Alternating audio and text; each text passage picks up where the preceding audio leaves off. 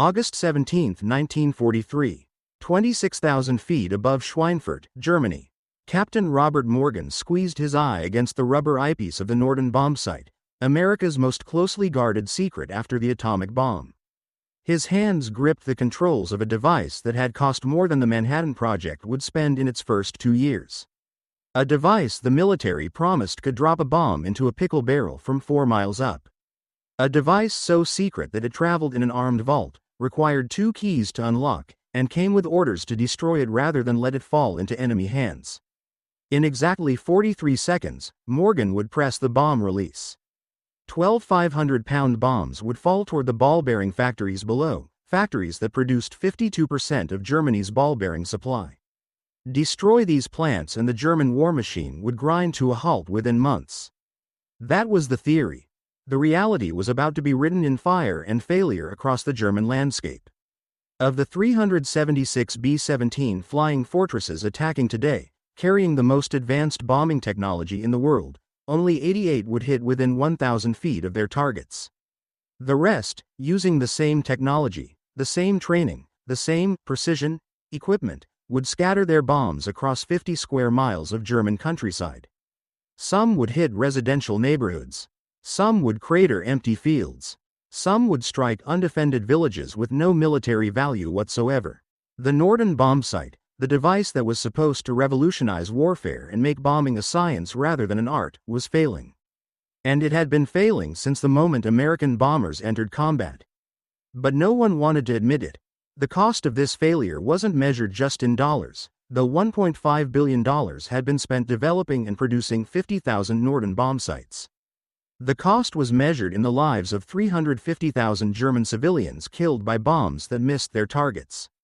In the 79,265 American airmen who died delivering those bombs. In the strategic failure of a bombing campaign that was supposed to end the war by 1943 but instead dragged on until 1945. The pickle barrel promise had been a lie. And everyone from the bombardiers squinting through Norden sights to the generals planning the missions to the president approving the budgets had believed it. The question wasn't why the Norden failed. The question was why everyone pretended it worked. The story began in 1920, in a small workshop in New York, where a Dutch immigrant named Carl Norden was designing gyroscopes for the Navy. Norden was a genius, there was no question about that. He held patents on stabilization systems, mechanical computers, precision instruments that pushed the boundaries of 1920s engineering. But he was also stubborn, arrogant, and absolutely convinced that bombing could be perfected through technology. The military believed him because they wanted to. Because the alternative, admitting that dropping bombs from moving aircraft onto tar 4 miles below was fundamentally random, was unacceptable. If bombing was random, then the entire doctrine of strategic air power collapsed. So when Norden promised precision, the military wrote checks and asked no hard questions. The Norden Mark 15 bombsight, the version used throughout World War II, was genuinely remarkable as a piece of engineering. It weighed 50 pounds, contained over 2,000 moving parts, and cost $8,000 per unit in $1,943. That's $140,000 in modern money. For comparison, a brand new B-17 bomber cost $238,000. The bombsight cost more than half the price of the aircraft carrying it. The device was essentially a mechanical analog computer, calculating the solution to a complex physics problem. Given the aircraft's altitude, airspeed, and course, given the wind speed and direction, given the target's location, calculate the exact moment to release bombs so they hit that target. In still air, at constant altitude and speed, against a stationary target on flat terrain, the Norden could solve this problem with remarkable accuracy. Unfortunately, those conditions never existed in combat. The security around the Norden was obsessive. Bombardiers were sworn to secrecy before even seeing the device. They signed documents promising to protect it with their lives, literally. If the aircraft was going down over enemy territory, the bombardier's first duty wasn't to save himself. It was to destroy the bombsight. A thermite grenade was installed directly beneath the device for this purpose. Pull the pin. The grenade would burn at 4,000 degrees, melting the Norden into slag. Multiple bombardiers died following this protocol, staying with doomed aircraft to destroy the site while their crewmates bailed out. They were protecting a device that didn't work as advertised, but they didn't know that. No one did, or rather, everyone knew but no one admitted it. The training program for Norden bombardiers was extensive and expensive. 12 weeks at specialized schools, learning the device's operation, maintenance, and combat employment. They practiced on bombing ranges, dropping dummy bombs on target circles painted in the desert. Under ideal conditions, with unlimited time to line up their approach, with no enemy fighters attacking, with no flak bursting around them, with perfect weather and no mechanical malfunctions, they achieved impressive accuracy. Some could hit within 100 feet from 20,000 feet. The instructors called it pickle barrel accuracy. Drop a bomb into a pickle barrel from 4 miles up. The phrase entered military mythology, repeated by generals, congressmen, and journalists. It became the justification for daylight precision bombing, the strategy that would cost 80,000 American airmen their lives. But the training ranges bore no resemblance to combat conditions. Over Germany, bombardiers had minutes, not hours, to set up their bomb run. Enemy fighters attacked continuously. Flak filled the sky with exploding shells that threw aircraft off course and killed crew members. The bombers flew in tight formation, meaning individual bombardiers couldn't maneuver freely. Weather over Europe was terrible 60% of the time, with clouds obscuring targets. The Norden was useless if you couldn't see the target. And even in clear weather, smoke from earlier bombs obscured aim points. The device that worked perfectly in Arizona failed consistently over Germany. And yet the official narrative never changed. Precision bombing, surgical strikes, military targets only. The reality was documented in thousands of strike photographs taken by cameras synchronized with bomb releases. These photos showed the truth the military didn't want to acknowledge. In 1943, the first full year of American bombing operations over Germany, only 20% of bombs dropped fell within 1,000 feet of the aim point. 1,000 feet, the length of 3 football fields. If your target was a specific factory building, and your bombs landed 3 football fields away, you hadn't hit anything militarily significant. You'd cratered a street, destroyed some houses, killed civilians.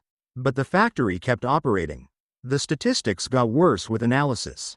Of all bombs dropped by the 8th Air Force in 1943, only 6% fell within 500 feet of the target. 500 feet is barely more than the length of a B-17. These were the results achieved using the Norden bombsight under combat conditions. The British, who had tried daylight precision bombing in 1939 and 1940, had learned these lessons early and switched to night area bombing. They couldn't see specific targets at night, so they bombed entire cities. They didn't pretend to be precise. They admitted they were trying to destroy German industrial capacity by destroying the cities that housed the industries. The Americans criticized this approach as barbaric, as targeting civilians. American bombing would be different. Precise, surgical, military targets only. The Norden bombsight made this possible. Except it didn't. The first major test came on August 17, 1942, exactly 1 year before the disaster at Schweinfurt. 12 B-17s attacked the railroad marshalling yards at Rouen, France. It was a perfect mission for demonstrating the Norden's capabilities. Short range, minimal fighter opposition, good weather, experienced crews. The results were reported as excellent. 10 of 12 aircraft bombed the target. Reconnaissance photos showed direct hits on the marshalling yards. The press called it a triumph of precision bombing. What the press didn't report, because the military didn't tell them, was that only half the bombs hit within the rail yards at all. The rest fell on the town of Rouen, killing French civilians. But compared to what would come later, it was actually a successful mission. The doctrine of precision daylight bombing rested on 3 assumptions. First, that the Norden bombsight could deliver bombs accurately. Second, that B-17s and B-24s could defend themselves against fighters with their heavy machine gun armament. Third, that strategic bombing of key industries would cripple Germany's war economy. All 3 assumptions would prove wrong. The Norden couldn't deliver accuracy under combat conditions. The bombers couldn't defend themselves and required fighter escorts. And the German economy, through dispersal and substitution, proved far more resilient than expected. But by the time these truths became undeniable, the investment in men, money, and doctrine was too great to change course. The Schweinfurt missions of 1943 exposed every failure simultaneously. On August 17, 376 B-17s attacked Schweinfurt and Regensburg. 60 bombers were shot down. 600 men killed or captured. The Germans lost 25 fighters. In terms of exchange ratio, it was a disaster. But worse than the losses was the bombing accuracy. The Norden bombsights, operated by well-trained bombardiers in generally clear weather, managed to hit only 88 out of 376 targets. That's a 23% accuracy rate against large factory complexes. The ball-bearing plants, which were supposed to be destroyed completely, suffered only 34% damage. They were back to full production within months. The second Schweinfurt raid, on October 14, was even worse. Called Black Thursday in American military history, it cost 77 bombers shot down out of 291 dispatched. Another 138 returned damaged. The loss rate was 26%, completely unsustainable. 5 more missions at that rate and the entire 8th Air Force would be destroyed. The bombing results were no better than the first raid. The Norden sites performed exactly as they had before. Some bombs hit, most missed. The targets were damaged but not destroyed. And 600 more American airmen died delivering those inaccurate bombs. After Black Thursday, daylight bombing deep into Germany was suspended. Not officially, but in practice. The bombers needed long-range fighter escorts to survive. Until the P-51 Mustang arrived in numbers in early 1944, deep penetration missions were too costly. But the official narrative didn't change. The Norden was still described as highly accurate. Precision bombing remained official doctrine. And no one admitted that the emperor had no clothes. The device that had cost more than $1 billion, that was protected with the same security as the atomic bomb, that bombardiers died to defend, didn't work as advertised. Everyone knew it, no one said it. The technical problems with the Norden were fundamental, not fixable through incremental improvements. The device assumed constant altitude, constant airspeed, and constant heading during the bomb run. In combat, all three varied constantly. Flak forced evasive maneuvers. Fighters forced changes in altitude and speed. Weather forced course corrections. Every variation introduced errors that compounded as bombs fell 4 miles. A 1-degree error in heading meant missing by 300 feet. A 5-knot error in airspeed meant missing by 200 feet. A 50-foot error in altitude meant missing by 30 feet. These errors were cumulative and unavoidable under combat conditions. The Norden also assumed the bombardier had time to properly set up the bombing run. The manual recommended 3 minutes of straight and level flight on the bomb run. 3 minutes. At 200 miles per hour, that's 10 miles of flying straight toward enemy guns. Every German flak battery knew that once the bombers lined up on their bomb run, they wouldn't maneuver. They'd fly straight and level, making themselves perfect targets. The predictability that the Norden required for accuracy made the bombers vulnerable to every gun in the area. Pilots hated it. They knew that those 3 minutes were when most bombers got hit. But doctrine required it. The Norden needed time to compute the solution. Wind was the Norden's greatest enemy. The device could account for wind if the bombardier knew wind speed and direction. But determining wind at 25,000 feet over Germany in 1943 was guesswork. Meteorological data was limited. Winds aloft forecasts were rough estimates. And even if you had accurate wind data for your altitude, the bombs would fall through 5 miles of atmosphere where winds varied at every level. A bomb falling for 60 seconds passed through multiple wind layers, each deflecting it differently. The Norden calculated the wind effect for one altitude. It couldn't account for wind shear, wind changes during the bomb's fall, or turbulence. These unaccounted factors meant even perfect Norden operation produced imperfect results. The device was also mechanically complex, meaning it broke frequently. With over 2,000 moving parts, gyroscopes, gears, mirrors, and delicate adjustments, the Norden required constant maintenance. It was sensitive to temperature changes, vibration, and the general abuse of flying in a bomber through combat. Maintenance crews worked constantly to keep the sites functioning. But under combat conditions, with frozen oil at high altitude, with flak damage, with electrical problems, many Norden sites simply failed during missions. Bombardiers would arrive over the target only to find their precision site was inoperative. They'd drop bombs manually, estimating the release point by eye. These bombs were no more accurate than those dropped in World War I. Formation bombing, adopted to provide mutual defensive fire protection, made precision bombing impossible. The lead bombardier in each formation used his Norden sight. When he dropped, everyone else dropped. If the lead bombardier missed, everyone missed. If the lead aircraft was forced off course by flak or fighters, every aircraft in the formation dropped its bombs off target. The beautiful precision of the Norden, where each bombardier individually aimed at the target, disappeared. Instead, you had formations dropping 40 or 60 aircraft worth of bombs simultaneously based on one bombardier's aim. If that one bombardier was slightly off, thousands of bombs scattered across square miles. The Army Air Force knew the Norden wasn't performing as promised. Strike photos proved it. Post-raid reconnaissance proved it. Intelligence reports from Germany showed factories were damaged but still operating. But admitting failure was impossible. Too much had been invested. Too many men had died. Too much doctrine rested on the precision bombing assumption. So the military did what militaries often do when confronted with failure. They changed the definition of success. Instead of measuring accuracy as percentage of bombs within 100 feet of the aim point, they measured it as percentage within 1,000 feet. Then 2,000 feet. The definition shifted to match the results, rather than demanding results match the promise. By 1944, with the introduction of H-2X radar bombing through clouds, even the pretense of precision disappeared. H-2X allowed bombing when targets were obscured by clouds, which was most of the time over Germany. The radar could identify cities, rivers, and coastlines. It couldn't identify specific factories or rail yards. Bombardiers aimed at radar returns representing urban areas and dropped. The resulting bombing was area bombing, identical to what the British were doing at night, but conducted in daylight using equipment that cost 100 times more. The Norden bombsight, in these conditions, was just expensive ballast. The ultimate irony was that the British, who had abandoned precision bombing as impossible, achieved better results with simpler equipment. Their Mark 14 bombsight was crude compared to the Norden, costing about $200 instead of $8,000.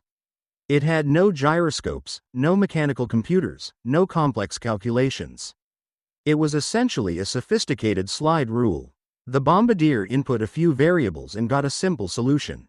Accuracy was worse than the Norden under ideal conditions. But under combat conditions, with experienced crews, the British achieved similar results at a fraction of the cost. The expensive American technology provided no significant advantage. The strategic bombing campaign eventually succeeded, but not because of precision bombing. It succeeded through overwhelming force. By 1944, the Allies were dropping 100,000 tons of bombs per month on Germany. Even with terrible accuracy, that volume of explosives destroyed the German economy. Railroads collapsed under repeated attacks. Oil refineries stopped producing. Cities burned. But it wasn't precise. It wasn't surgical. It wasn't what the Norden promised. It was industrial-scale destruction that succeeded through brute force, not elegant technology. The civilian casualties from this inaccurate bombing were staggering. Estimates vary, but approximately 350,000 to 400,000 German civilians died from Allied bombing. The vast majority of these deaths were from bombs that missed their intended military targets. The Norden was supposed to prevent this. Precision bombing meant hitting factories, not homes. Military targets, not civilians. But the technology didn't work, and the doctrine didn't change, and civilians died in numbers that would have been condemned as war crimes if the Allies had lost. American bomber crews knew the truth. They saw their bombs scatter. They saw entire formations miss the target. They saw cities burning from bombs that were supposed to hit only factories. But they didn't question orders. They flew the missions, operated the Norden sites, and dropped their bombs where they were told. Some felt guilt over the civilian casualties. Most rationalized it as necessary to win the war. A few refused to fly, were court-martialed, and imprisoned. The system didn't tolerate dissent, even when the dissent was based on observable reality.